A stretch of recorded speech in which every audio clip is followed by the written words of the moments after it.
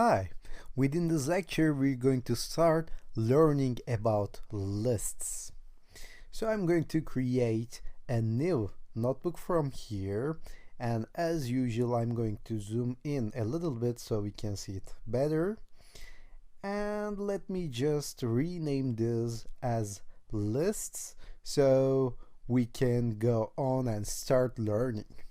Actually, we did some kind of introduction to list before. What we did was creating a string like my string is equal to until, and if we did my string 0, we called the 0th first index. Okay, so this was the first element, and if we called my string 1, it gave us the second element.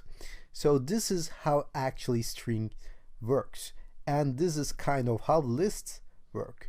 But we couldn't do that in string. If I do my string 0 is now something else, it won't accept it, because strings cannot be changed this way because they are immutable. Okay, so let me write it down for you. Immutability. So you cannot change this.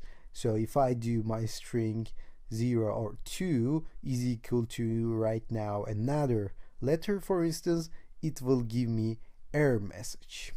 So let me comment this out by putting hash on these lines and hit shift enter in order to run this again. So this will be like a note rather than code.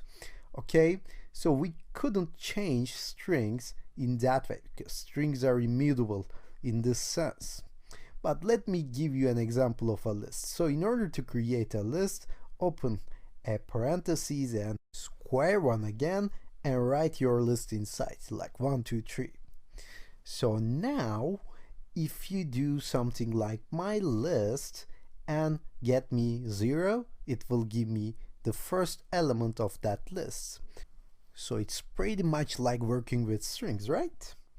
And if I do something like my list 0 is now equal to 5 or 3 rather than 1, now if I call my list, as you can see, it says 5, 2, 3. So lists are mutable. You can change the individual elements inside a list, and strings are immutable because you cannot change the individual characters.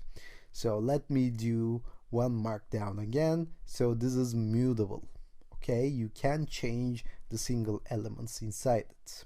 So if I do my list 2 is now 6, if I call my list again, it's 5, 2, 6. It's completely changed.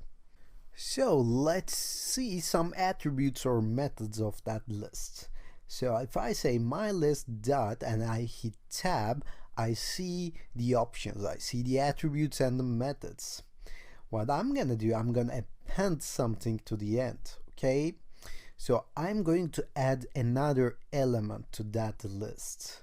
You can use the first option in here, first option in that list, and it's called append.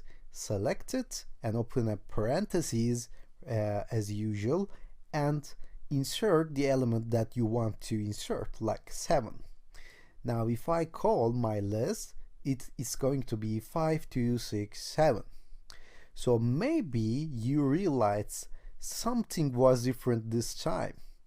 In the string section, we have seen some methods and we have seen some attributes, but it was kind of different.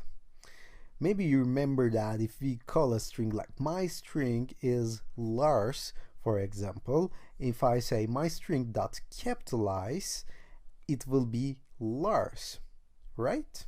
But it won't change the original string. So this is my string again.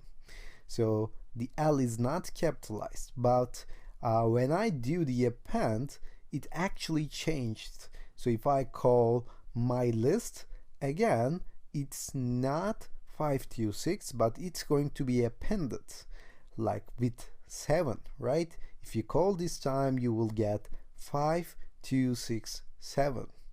So this actually changes the original one rather than returning a new string or new object.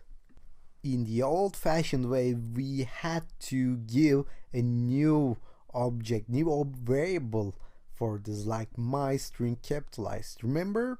So we had to do that in order to store Lars capitalized. But this time we didn't have to do that. So this returns the original one appended. And you're going to understand this more in depth when we deal with functions and methods in the following section. But for right now, you see some kind of methods vary in a way they behave when we choose them. Okay?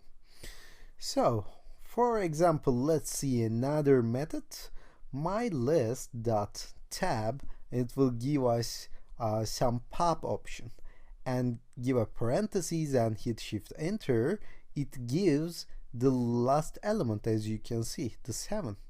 But what it's actually done to pop this element off that list. So if we call my list, as you can see, is 526. So this last element is popped out. Again, this behaves in a way that it changes the original object. So, can we have lists as mixed data structures, like integers and strings in the same list? Of course we can. Let's do that. My mixed list is equal to like 1, 2, and A, and I don't know, B, H, F. Okay? As you can see, it gives us no error. So if I call my list 0, it will give me 1. And if I call my mixed list, and this time -1, and remember -1 gives the last element and it's a string. And if I call like this, it won't pop out, so it will just give me the last element as an output. So we can have different data structures in a list, and we don't know the booleans and other data structures yet, but we can have them together mixed in a list. And you don't have that kind of flexibility in other programming languages actually, but Python does have it. So in other programming languages, you either have an array or a list of strings, or array or a list of integers, but in here we can have a mixed list or an array, whatever you want to call it. But in Python we call it lists. So let's give you another example, like my list1 is equal to A, B, C.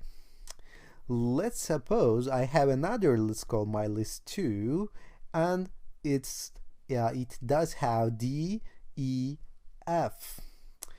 Can you think of a way to mix this together? Of course, we can do my list3 is equal to my list1, and that is summed with, as you can see, it gives us recommendations as I type my list, like my list1 plus my list2. If I run this with shift enter, it will just sum these two together. Now let's call my list3 again. As you can see, this is now summed up and as unified as 1. So can we multiply lists? Yeah, of course, like my list1 multiplied by a 3. So it gives us my list1 3 times. So we see this kind of flexibility in all areas.